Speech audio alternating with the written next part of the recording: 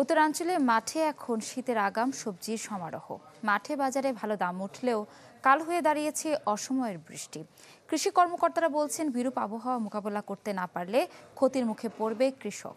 দাম পৌঁছাবে ভোক্তার নাগালের বাইরে। সবুজের বুকে নেমে এসেছে নিঝুম কুয়াশা। আশ্বিনেই যেন শীতের হাতছানি। বৈচিত্র্যময় প্রকৃতির সাথে তাল মেলাতে উত্তরের মাঠ জুড়ে শোভা পাচ্ছে আগাম শীতের সবজি। বেগুন, মূলা, ফুলকপি মাঠ থেকে চড়া দামে বিক্রি করছেন উত্তরের কৃষকরা। লাল শাক 30 টাকা 25 টাকা কেজি বেচতেছে, বেগুন 100-110 গেল, ফুলকপি 100-120। এই কপি খায় দেয়, আর একটা আবার কপি হয় আমাদের পরবর্তী যে কপি যেটা ওটা আবার ভালো হয়। কৃষি সম্প্রসারণের তথ্য বলছে, লাভজনক হয় রাজশাহী বিভাগে প্রতি বছরই বাড়ছে সবজির আবাদ। তবে আবহাওয়ার খামখেয়ালি বাদ সাধছে এখানেও। আশ্বিনের বৃষ্টিতে পচন ধরেছে ক্ষেতের শাকসবজিতে। হিরন আরও মিনারেল ওয়াটার মাত্র 50 পয়সায় প্রতি লিটার।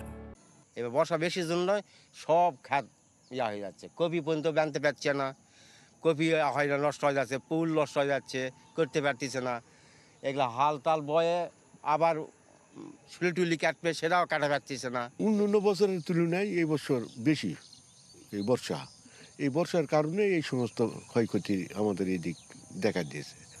পরিস্থিতি মোকাবেলায় নানা পরামর্শ দিচ্ছে কৃষি সম্প্রসারণ অধিদপ্তর। তবে কর্মকর্তারা বলছেন, প্রাকৃতিক বৈরিতা না কাটলে এবার চড়া দামে খেতে হবে শীতের সবজি। বেশি বৃষ্টিপাতের কারণে কৃষকের একটু সমস্যা হবে, কিছু কিছু ফসলের গোড়া পচে যেতে পারে। আমরা মাঠে আছি, কৃষকদের পরামর্শ দিচ্ছি যে জমি একটু শুকিয়ে গেলেই যেন তারা গোড়ায় যেন ভালো করে ফাঙ্গিসাইড স্প্রে করে। যদিও বৃষ্টিতে কিছুটা ক্ষতিগ্রস্ত হবে কৃষকের, কিন্তু দামের দিক দিয়ে কৃষকরা পুষায় নেবে।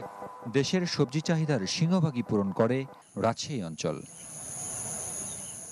হারুন রশিদ চৌধুরী, চ্যানেল 24, নওগাঁ।